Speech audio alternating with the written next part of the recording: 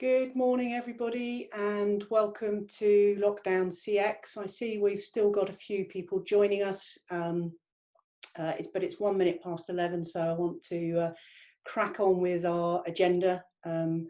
Thank you for joining us. This is the third in a series of webinars that I've hosted during this lockdown or as we come out of lockdown period. And I'm going to introduce my cracking guests to you in a minute. You should be able to see them off to the side in screen view. At the moment, we've got Carl on the telephone. He was having some technical issues, but he's going to try and see if he can actually show up in person, but I can assure you he is there. Just a little bit of an introduction to what we're going to cover and myself. My name is Clare and I am your host today. And my challenge will be to keep things on time and to keep the conversation moving. Today, we don't have any presentations for you. We are going to have a conversation with our guests, and we're going to talk about everything to do with the Agile challenge, or should I say opportunity, because I think it is a little bit of both. Just a little bit of logistics. We've got an hour. Hopefully you can stay with us until 12 o'clock. We've got an awful lot to cover. I know each of my guests has spent a lot of time pulling together some facts and numbers and examples to share with you. And we're going to try and get through as many of those as possible. Hopefully you're familiar with using Zoom as a piece of functionality. And I'd love for you to get involved. And indeed, my guests would love for you to get involved. So please do, through the chat or the Q&A button, please do ask questions. So if there's specific things you would like to ask any or all of my guests, then please do get involved. Who have we got for you today? Well, I've got four absolute gems here to talk to you, and I'm going to start on the right-hand side of my picture here with a big thank you, firstly, and a welcome to Carl and Vicky from DWF and Moore Barlow, respectively. Delighted to have the two of you with us today. Thank you for agreeing to come on screen, or in Carl's case, on the end of a phone, and share with us some of the stuff you've been up to, and indeed some of the things that you're planning. And I know that that's going to be something of immense interest to all our delegates and attendees today. So thank you and welcome.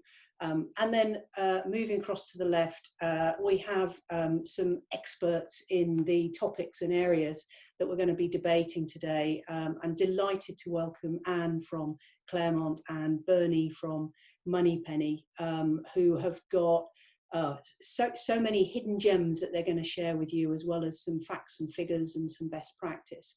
And they're specialists in each of their areas, and they work with an awful lot of law firms, but they also work outside of the legal sector. And I think it's really important we understand what goes on outside of our space, so we can bring in the best practice. So I'll do proper introductions to each of them in a minute, but that's who we've got, and that's what we're going to be talking about today. I'm going to stop that screen share, and now you're going to be presented with me and my guests on screen.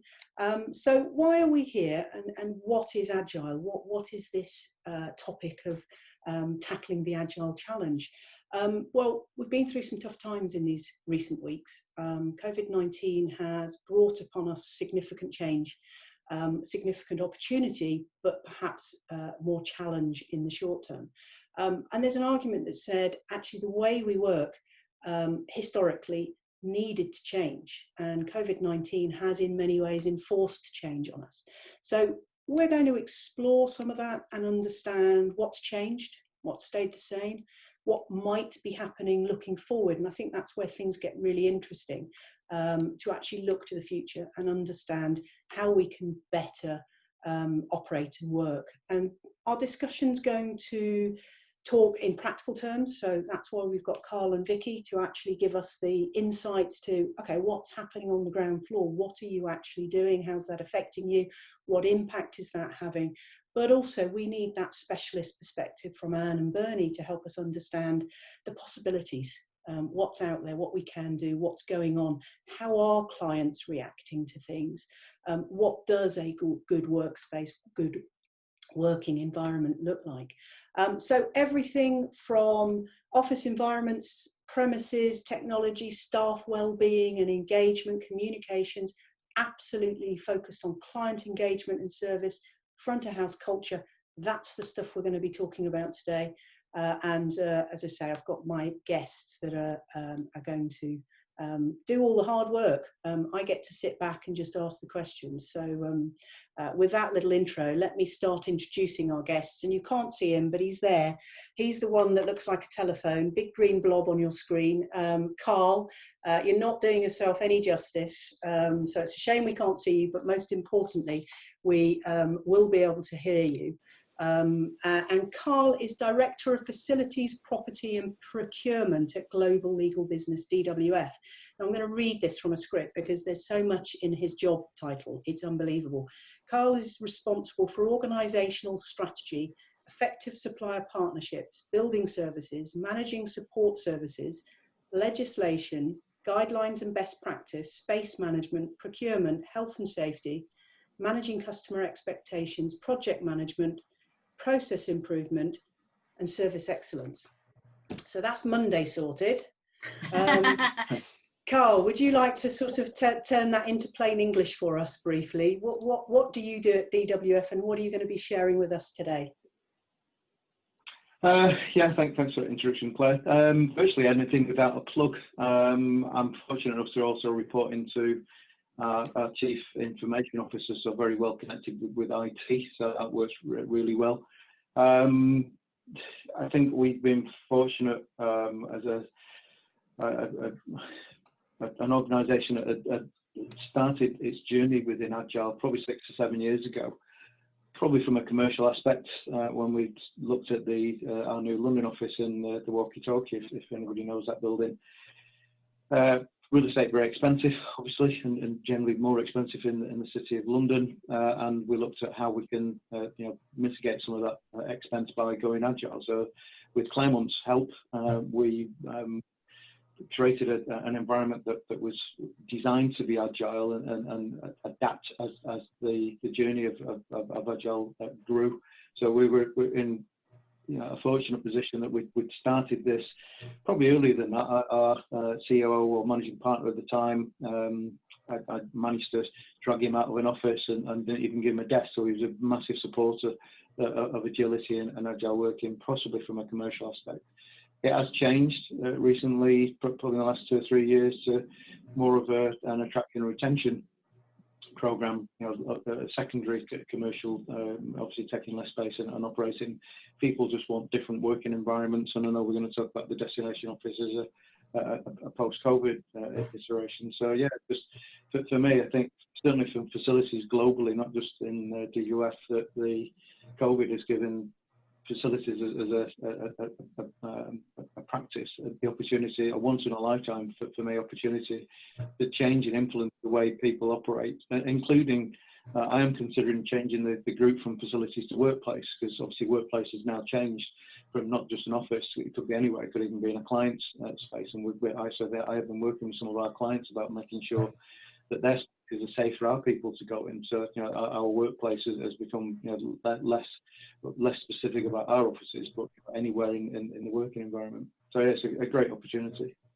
Fabulous, Carl. Thank you for that. I love that little reference there at the end, that the change the terminology from facilities to workplace. I think that's really interesting comment and observation, and so much that we're going to come back to from what you've just said to explore a little bit further. But before we do that, I'm going to introduce our other guests one by one. And next I'm going to introduce Victoria, who's actually a Vicky. I've double checked, I'm okay to call her Vicky. So Vicky who's head of facilities and premises at the newly merged leading Southeast law firm Moore Barlow. Now our challenge for all of us is to remember to use the words Moore Barlow constantly, because you literally have just merged at the beginning of last month, I think, Vicky. And so Vicky had the unenviable task of actually having to manage a merger during lockdown. So that's a bringing together of 2 firms, 7 different office locations, and Vicky's got 13 years of experience from a premises and facilities perspective. Vicky, what are the key things that you're hoping to share with us today, and how are things been going since the merger? Thank you, Claire. We are a little bit behind, obviously, what Carl and DWF have done. So we are starting our journey a little bit more on the Agile front.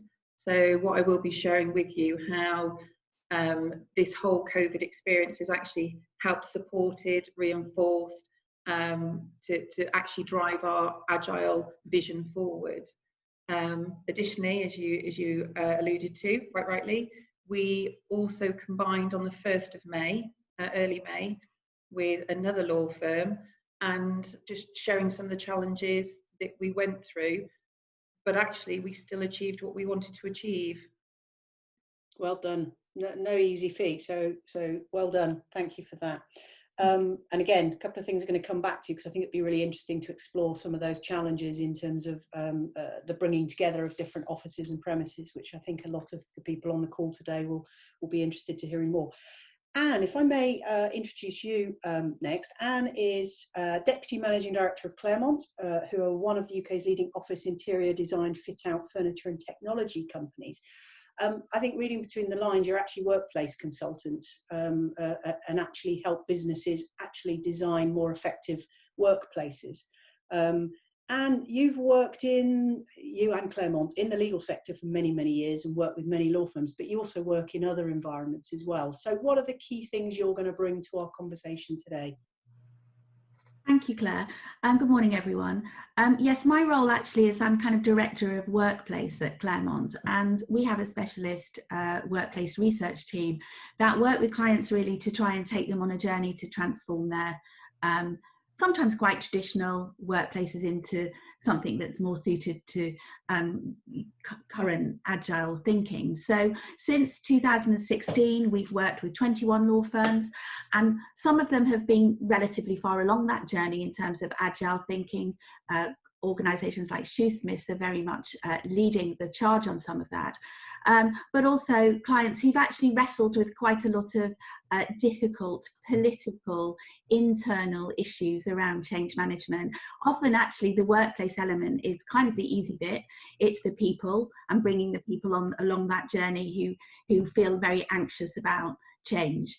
And so our role as workplace consultants is really to hold the hand of those clients throughout that whole process and help them perhaps even decide which building they're going to take. So if it's a question of doing analysis on suitability, or whether it's looking at their existing stock, or whether it's working with organisations who are going through a merger and acquisition.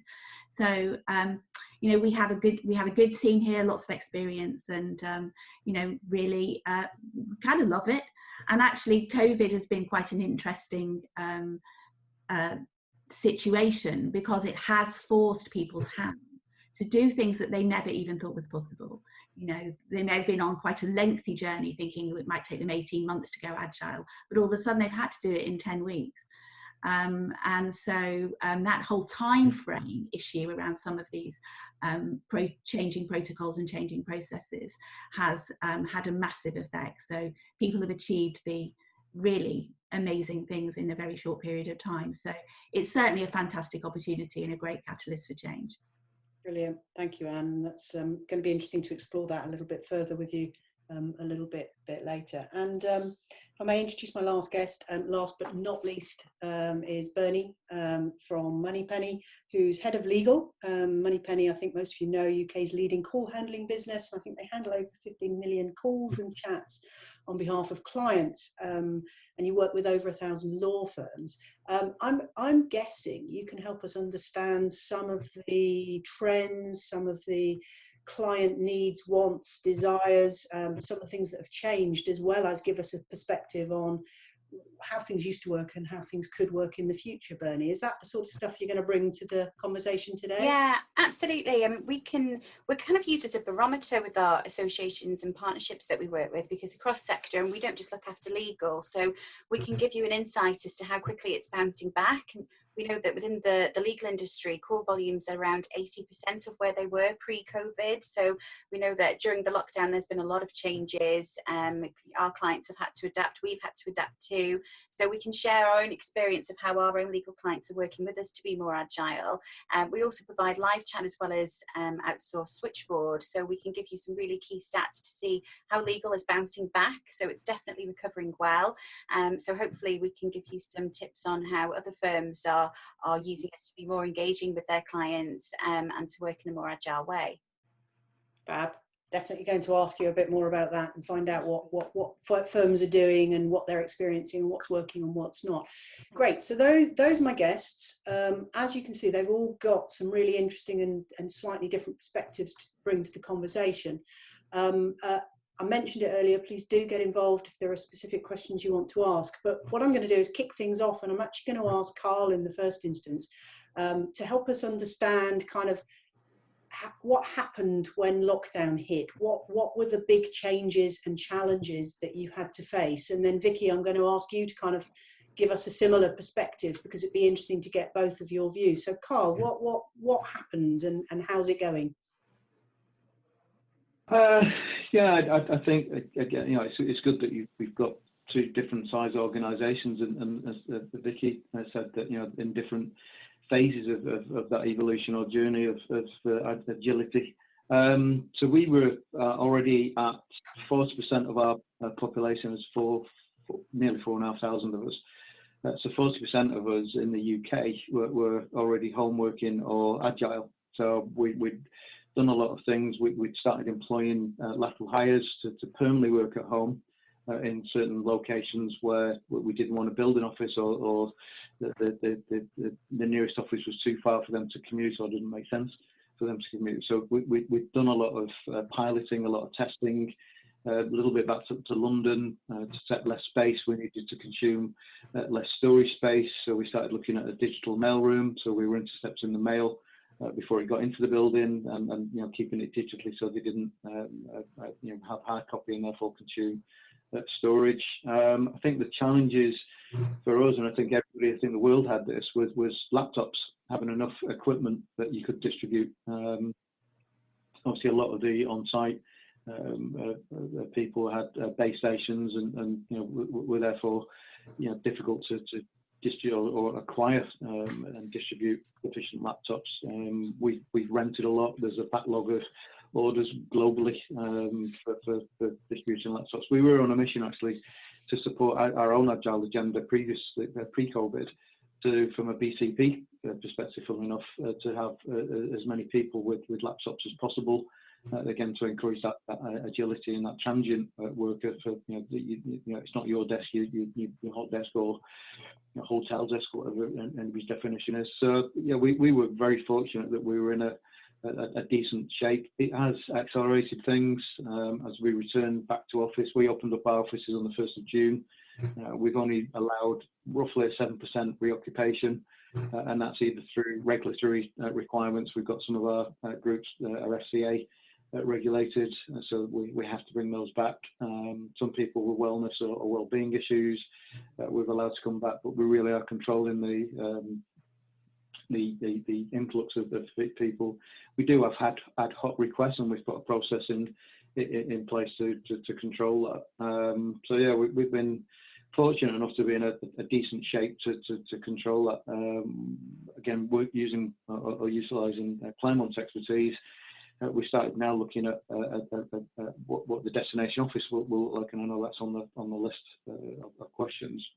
Really, to start imagining what that space is going to look like, what the occupancy is going to look like, in 12 months' time, regardless of whether there's a vaccination, whether there's the antibody testing, and whether half of us on this call have already got it or had it. So we are looking at significant home workers, significant transient workers. So where they could be spending a decent amount of time at home, but will be coming back to the office, which will have a significant impact on our needs for offices, and that's globally. Obviously, for a global remit, so each jurisdiction is different. So we're going to stay focused on the UK, or do we want to talk about things outside the UK? Oh, interested in both, I think, Carl. But I think that that's really interesting, and actually I think from what you've said, because you're already adopting agile working in many ways across your firm, COVID-19 didn't impact you perhaps as significantly as it might have impacted some other firms who hadn't got as far on their agile journey. And that links really nicely, Vicky, because I think you in your introduction said, well, you weren't as far forward as Carl and DWF as far as agile working was concerned. So how have you coped? What are the key changes you've seen, and what are the solutions you've put in place? I mean, if I start just by saying that DWF had a 40% uptake on the agile working side. We were probably, I mean, I'd struggle to say we were around 10% before. Yes, people would work from home when it suited, or if they had things to do, or if they had commitments. But it wasn't something formal. It wasn't something that was necessarily pushed or promoted. And it was normally down to individuals having those discussions with their line managers. So it was more on an informal basis. We started to data gather. We started to look at how many times people were perhaps working from a different office, how many people were working from home, and we were starting to look at how we were using our space. So when COVID came along, we had to do quite a lot of hot footing, if you like, because as Carl mentioned, IT, that was a huge part of the transition to going from the office into home working. So, and I would like to say that our IT team did do a fabulous job. They had 300 people working from home within the space of a week. This included everything from people bringing in personal laptops, and we were configuring those so that they could access our systems. Our IT team were disassembling IT equipment from in the office to get it to go to people's homes. We took out all of our presentation laptops and we redistributed those across our staff. Additionally, if people had a work laptop but they also had a personal laptop, they were returning those so they could be distributed out to people.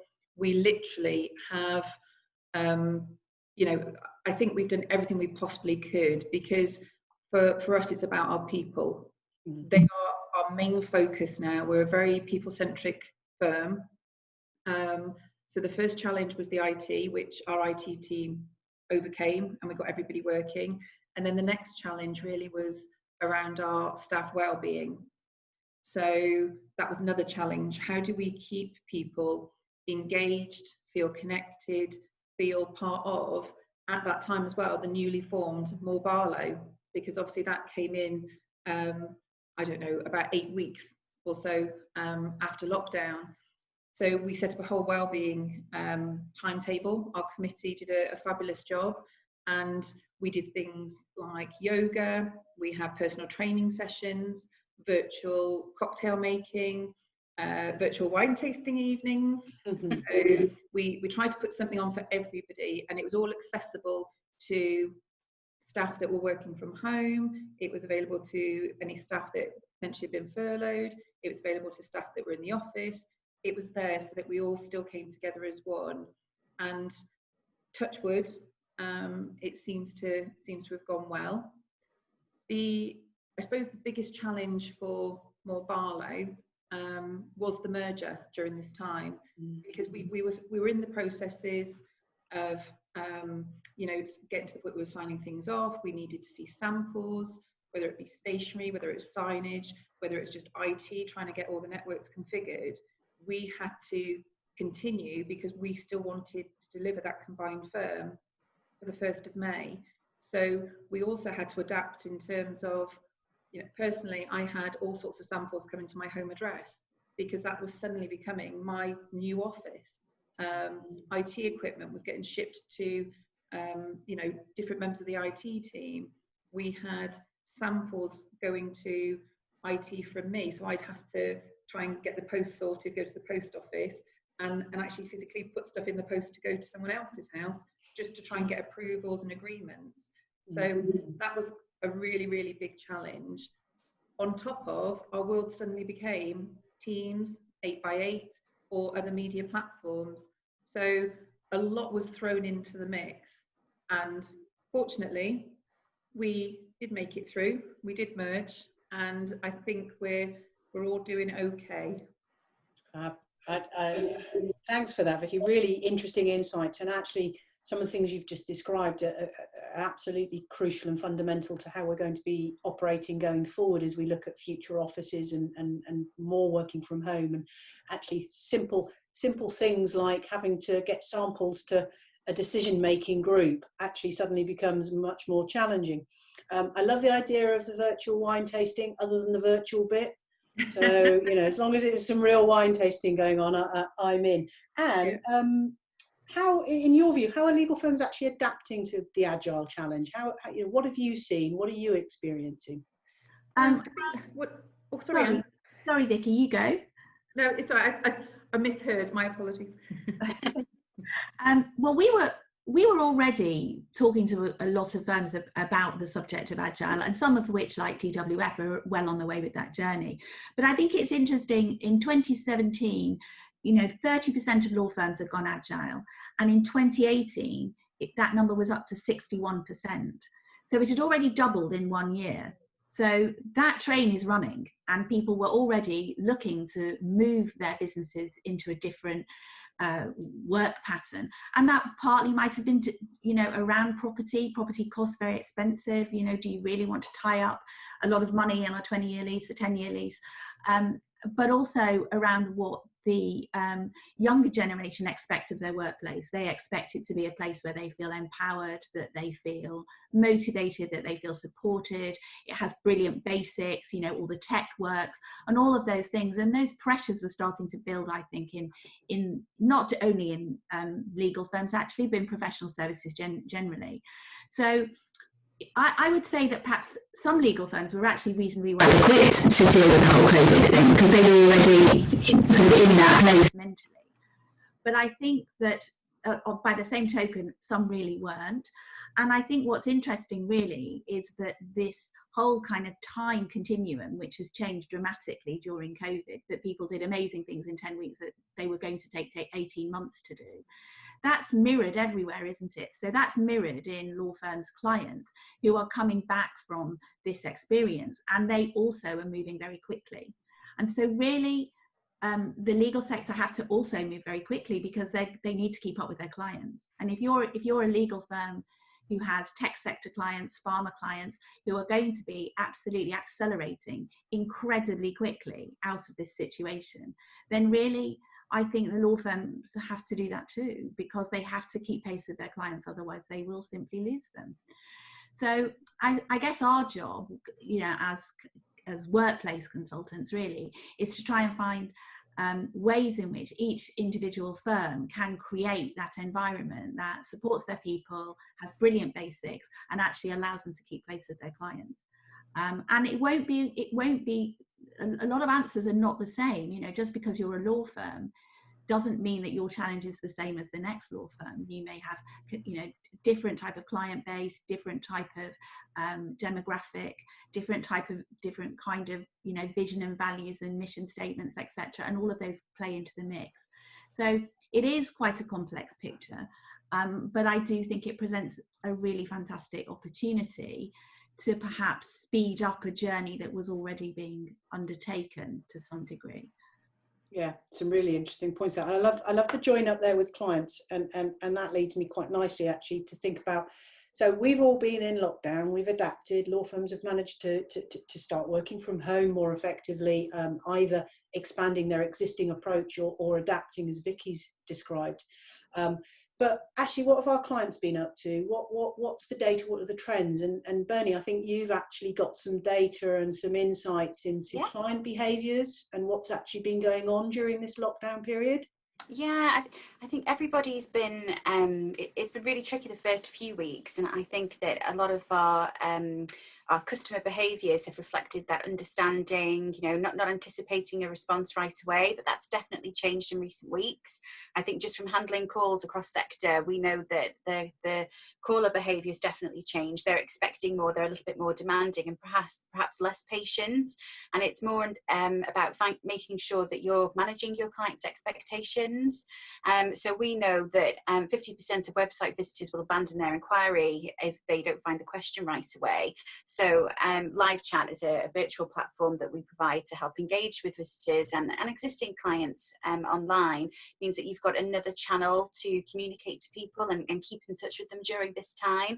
I mean, I know that there's definitely firms out there, just from making calls myself, that have shut down their main lines and are no longer operational, and it's making sure that you're communicating on your website. The easiest ways to get in touch is that visible enough, and especially now that the buildings are closed and some offices remain shut, that normal first impression when people walk through the door and they get an understanding and a feel for your culture and who you are as a business, it's more important now than ever that you have that emphasis on your website. So your website will become your brand, so that's the face of your business now. Are you making it easy enough for clients to get in touch and know how to get in touch with you via live chat channel, for example? I know that there's a firm of ours that has drafted a messaging that they update weekly, and one of those pointers is to say that you can communicate with us 24 hours on our live chat platform, but also making sure that your telephones are being answered, and because first impressions do count, and are you wowing your callers?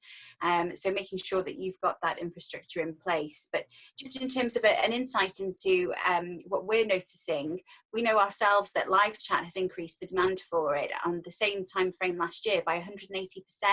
So it's wonderful to know that law firms are recognising this, and that more of them are taking on live chat as a feature on their website to engage with clients. We also know that from live chat, around 35% of them would typically pre-COVID result in a new inquiry. That's now around 65%. So we know that's where your audience is going to get in touch with you, and some of them are presuming the phone lines are closed, so they're going onto the website first instead of dialing the number. But we also know that as far as the call taking and call management is concerned, that call duration is up by 25%, so the conversations are taking longer. And again, I think the message here is that whilst we're being agile and we're noticing lots of changes in the legal sector, the one thing that's always been a key focus has been client experience. And at the moment, if you aren't getting back to people and you're giving out short-term responses on lead back times, for example, it's time to update them now, because clients are expecting they're expecting more from what was happening pre-lockdown, now that most businesses are getting a sense of normality and are opening again. Wow. I think what I was just going to say on that note from Bernie, that I think she's right, and I think the general public are also just almost thinking that lockdown's gone now and they're going back to normal. So in their head, that means all businesses are back to normal, and they're expecting to be able to connect with whoever they want to connect with quite quickly. One of the reasons that we actually use you is because certainly through this period, we've transferred the majority of our phone calls to Moneypenny. Yeah. Because it actually frees up our front of house staff to actually help other departments and to do other tasks for us. And that's been really useful. But we've done it, and it was a seamless transition. Moneypenny have supported us for obviously a while, a couple of years now. And another reason we use you is because of the business continuity. We know that whatever position we are put in, if anything happens to our phone lines, you're there to pick up all our calls, because client experience is key.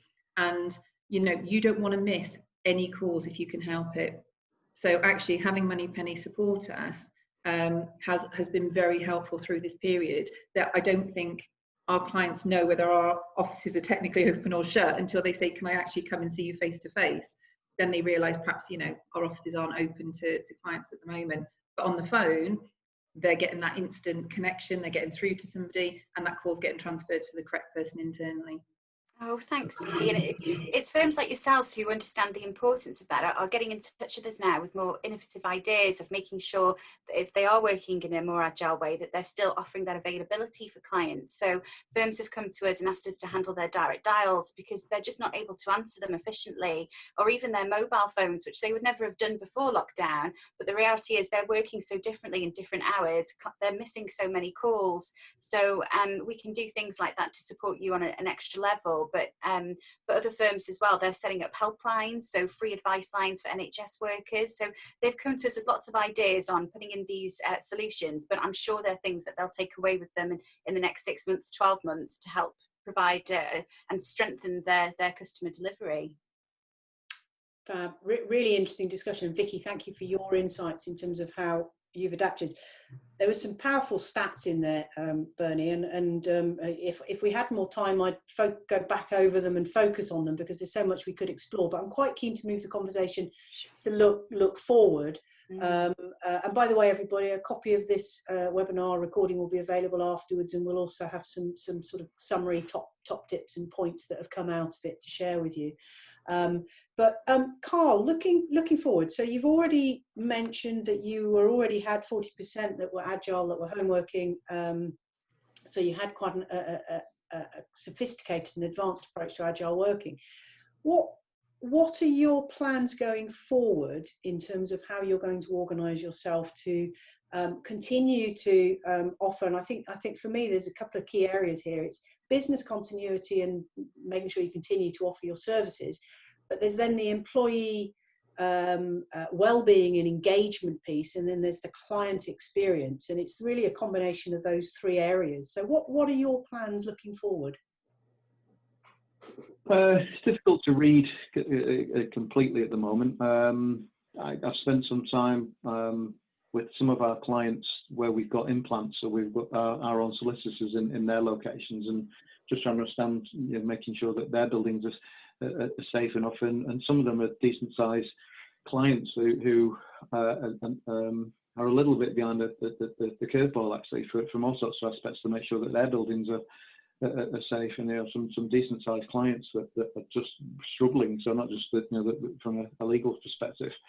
So it's interesting, actually, that then you make the connection to clients' receptiveness. We have a little bit in the last week, maybe the last 2 weeks, seen some of our clients now being a bit more receptive to our solicitors visiting their locations, and we've gone through a process of creating risk assessments and grab bags for making sure that they're safe if they go to these locations.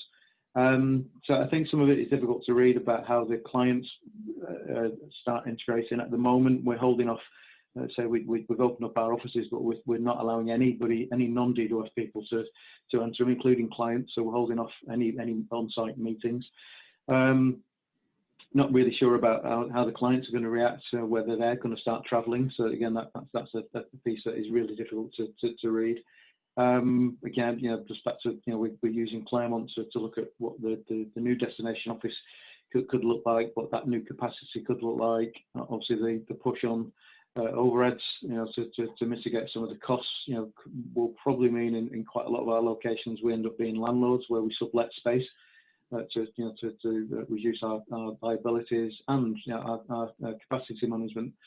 So I think finger in the air, crystal ball gazing, I think we'll end up with something plus or minus 80% of our population will remain in some kind of form of permanent home workers and transient workers. And when I say transient, I mean the whole agile perspective, 3 days at home, 2 days in the office, either fixed, so possibly on Monday, Tuesday, Wednesday in one or the other, home or agile, and then the alternative, or this week I'm going in on Monday and on Wednesday, next week I'm going in on Thursday and Friday. So I think it will be as high as some again, plus or minus 80% will be that transient worker. That's really interesting. And I think, Anne, we were chatting last week, and I think you sat in on the same webinar I did, which was run by the Managing Partners Forum, and I think you've got some stats there about what law firms think around their office needs going forward. Yes, that's right. It was interesting. The question asked was, do you think you will retain the same amount of space going forward? And 18% viewed the fact that they would probably need 30% less. And the biggest cohort was 37% expected to need 20% less. And then, and surprisingly, 23% of people thought there'd be no change at all. Which did surprise me, actually. I kind of thought that everyone would think that there would be some change. But so I think that's quite interesting. But I mean, perhaps heartening that 37% feel that it's a 20% reduction, because actually what that's saying to us is that the office is still really an important place, and it's an important place for socialization, a place to come together, share knowledge, share resources. It's massively important in terms of well-being and mental well-being in particular. That's where you build and cement your team bonds, really. It's very hard to do that, even as much as you try to have virtual communities and do fun things as well as work things to bring people together. It's not the same as actually those conversations that you have, that sort of unexpected chat that you have with a colleague. And I think for law firms in particular, there's an interesting challenge here around the demographic of the workforce, because law in particular has a drive to train young, inexperienced lawyers. And the way that they do that is they work with more mature, experienced people. And actually that connection between the senior partner and a junior lawyer is massively important. And actually that's very hard to do remotely. And I think that what we're seeing is that those younger people are desperate to get back to work, because they feel like they're missing out on their development of their career and the growth of their knowledge. And actually they tend to be the people where working from home is a bit more difficult. They might be in flat shares with friends, they might be in quite cramped accommodation, not really comfortable to work from home particularly. And then you've got the kind of senior partner level, who's probably in a house with plenty of room to work, can work from home very comfortably, perhaps not juggling the challenges of young children and not very much space. And actually they're quite happy working from home, really. And I guess that the challenge is you've got to create a destination that serves both those groups of people, so that you're enticing those people that don't really need to go to work to do their actual work to come back to the office, so that you can bring that next generation of lawyers through in a really productive way. And I think that is going to be something which many firms are going to have to really think about how they do that, because you've got to grow your people. If you don't grow your people, they won't stay.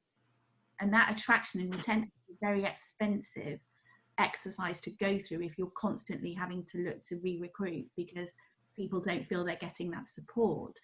So I think our view really is that the workplace is a fantastically effective tool at doing that, and it's just how can we make that a safe and uplifting place to be now and for the future, without being kind of so focused on the immediate challenge of social distancing and COVID that you're kind of taking away from the reason why people want to be there. If you put screens around everybody, that kind of communication and collaboration type scenario is perhaps they're not going to want to go there, and the whole point is to make people want to go there.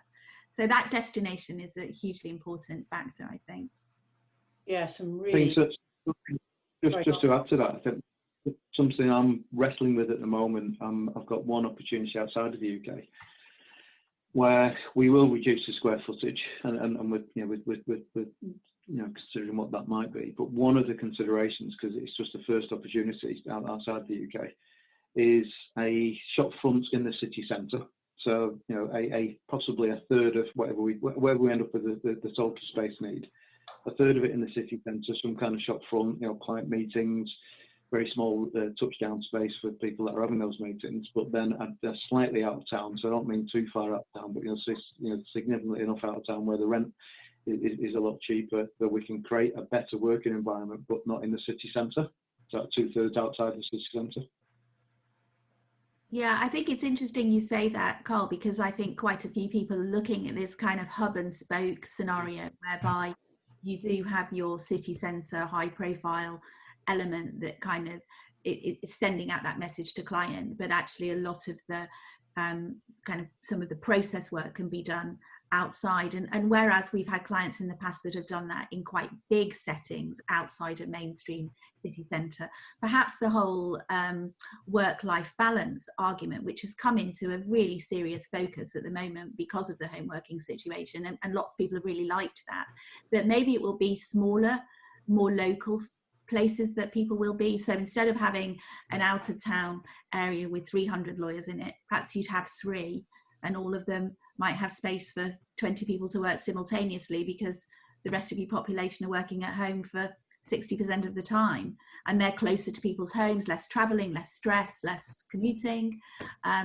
So it's a really interesting time at the moment, and not just in the law sector, in you know, for lots of different types of organisations. But there is no doubt going to be a drive to reduce cost, because this whole experience has been very expensive for a lot of businesses.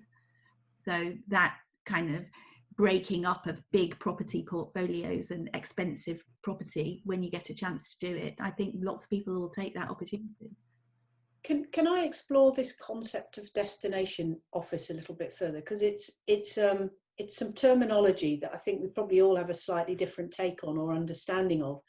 And we've got a number of callers, and I know from who booked on, we've got a variety of different size law firms with us today. So it's been great that we've got a perspective from two very different law firms in the form of DWF and Moore Barlow. Vicky, what's your take on destination office? What does it mean to you? And actually, what are you going to do? What are you going to do to create the right office environment? Because I think fundamentally that's what this is about. Yeah, so I think what we've identified is that our staff have actually embraced this flexible working from home, different environments, using the different technologies. They're not in a rush to come back. I've had several conversations with fee earners and partners where they have said that their view is they might be in the office maybe 2 to 3 days a week at most going forward. And then, so it's now actually taking a step back and going, so why would you be coming into the office then? What is it you're coming in to do? And almost just, like I said, taking that step back to go, what should an office look like? What is it we're using it for?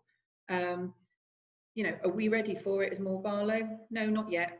It's, you know, it's going to mean physical alterations to some of our buildings. So we're not there yet, but it's definitely opened up a whole different conversation outside of the Agile side about what our spaces should be. So again, you know, as our leases come around for renewal, we will be questioning, you know, is this the right thing to do? Do we still need the same amount of space? Are we still using the space in the same way? The answer will be obviously no. So it's going to open up just a whole lot more for us. Again, DWF are further ahead on their journey because Agile working is almost more of a normal to them. For our people, it's just starting that norm. But if I look at what our offices are used for at the moment, it's really just the handling post. Well, as Carl touched on, that can be digitised. So that's something we need to look at. The collaboration, as Anne mentioned, that is very important. The supervision of trainees and junior fee earners, definitely. Huge on the wellbeing side as well. So actually having coming in just to a desk, is that really what we need to create? Or do we need to create more soft spaces? Do we need to create more hubs? Do we need to create more, you know, how many printers do we really need in a building? Do we need one by every single department? Or do we just go, actually, we don't need that many printers now either?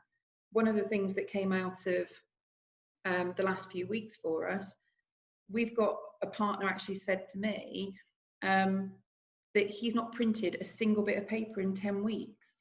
Now, bearing in mind, just to throw a stat in there, you know, I worked out there was a 12-month period before COVID where we used 28 tons of paper, and that's just on the photocopier alone. That's not letterhead, that's not engrossment paper. This is just straightforward photocopy paper.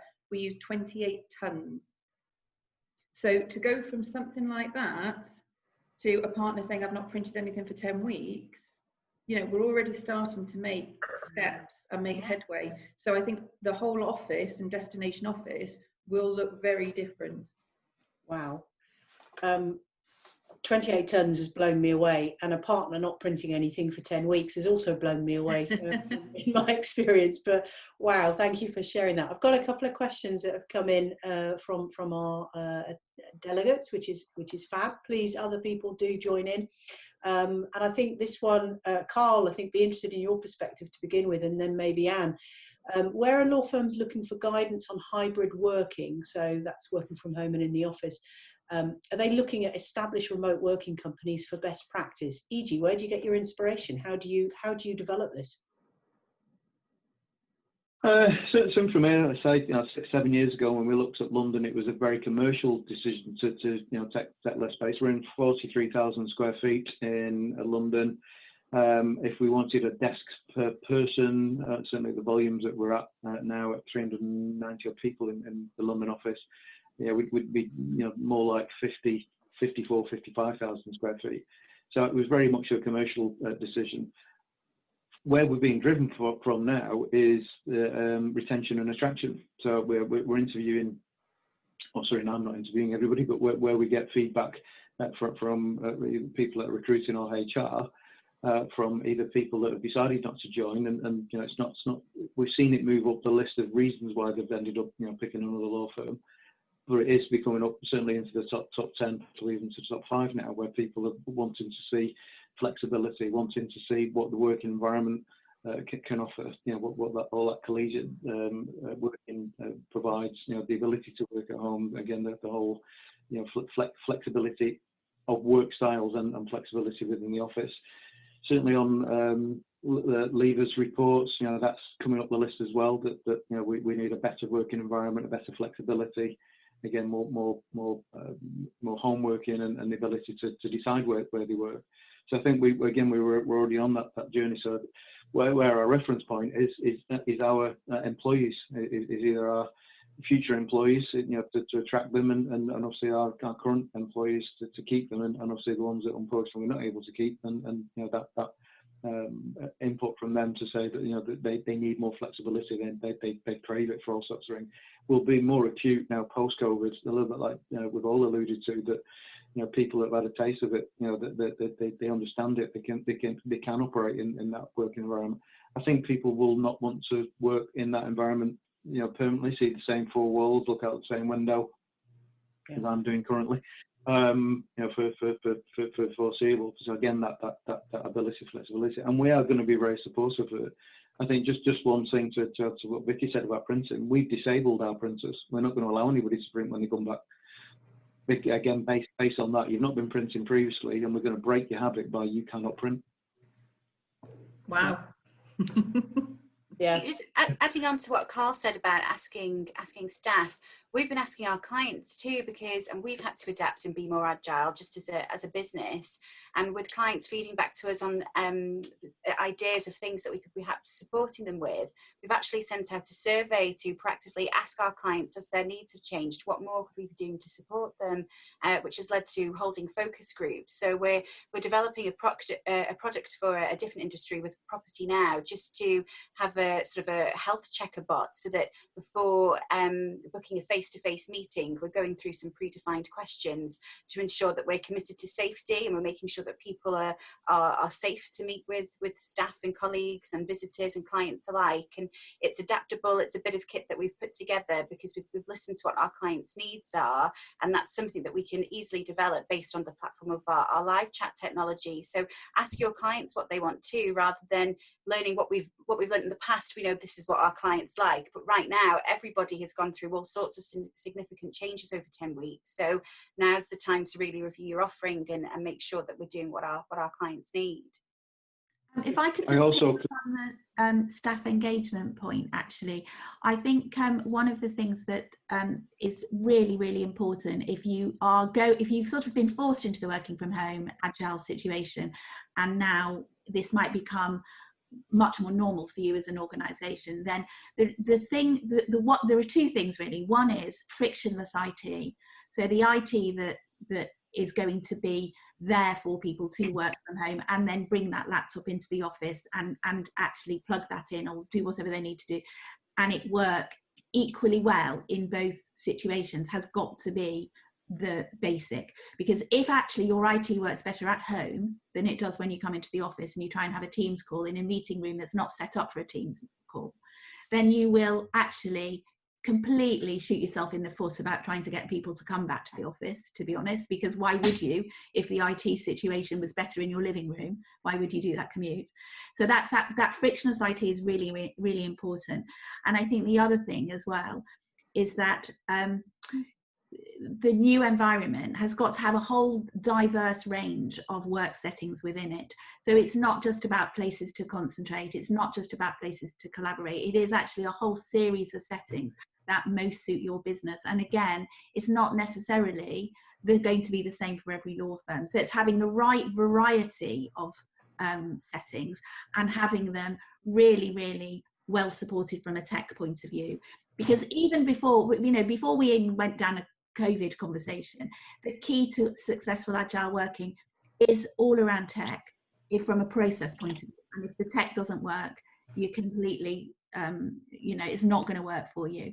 But I do think that if working from home demands some new protocols as well, and if you've kind of you ended up doing it by accident sort of thing, then working from home should have protocols around, well, how do people actually make a significant break between their work at home and their social time at home? And that's about, people respecting the fact that you still have a lunchtime even though you're at home, from a health and well-being point. If you're working from home, those things that we do at work because it's part of our routine are still really important when you're working from home. You've got to be able to still have some kind of successful divide between your working day and your social time at home.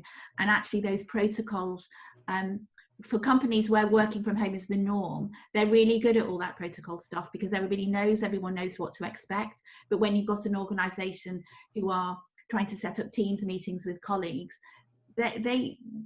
everybody thinks that everyone's the same, don't they? They don't know that you might have a challenge with homeschooling or other stuff that's going on.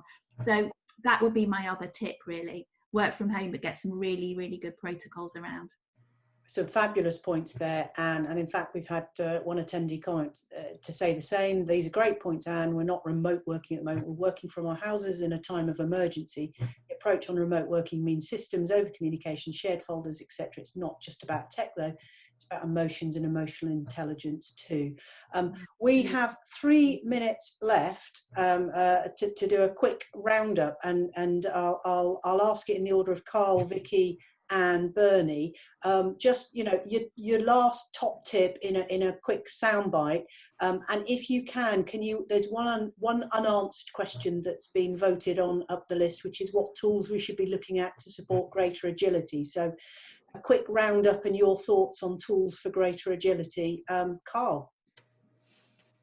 I think be brave. I think if you're early on in the evolution or journey of agile working, then pilot things.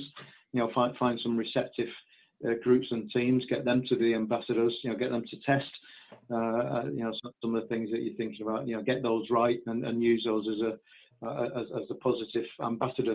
For them to say this is working really well. I think I call them the Exeter Four. There's one of them I alluded to before, that we don't have an Exeter office, and we want to create one, and Bristol would be the nearest office. So we built a whole process around how do we service them and how do they function without going into an office. So I think that's been a great foundation for us to scale up for what we've now got with a lot more home workers. So I think you use pilots and use those evangelists to test some of the things that you're going to do. I think from a systems perspective, there's lots of things out there. I think just find the one that's most appropriate for you. We use Condeco, and a lot of people do, and we use it for all aspects, not just rooms. We use it for desk booking, car park booking, asset control, and we are looking at the cloud version, and which is app based. What that means from a workplace. Again, going back to the workplace topic, is what could we use that for outside of the office? Brilliant, thank you, Carl. Top tips, Vicky. Final thoughts. I think it's so. Carl's touched on a couple of the points, but I think for us, we're early on in the journey. We've created a roadmap some time ago, and that's where we're working towards. And that does include reviewing our existing hardware, our software, in terms of simply, I think somebody touched on it earlier, making sure that actually people have laptops, not terminals, maybe looking at people having Bluetooth headsets rather than actual desk phone. And then you start to take away some of the barriers that we have and some of the challenges that we've had with everybody working from home. I suppose the only other thing I'd say is, for us, it's also emphasised that the people that work for Morbalo and our clients, they're at the heart of every decision we make. It is all about them. We're doing it for them.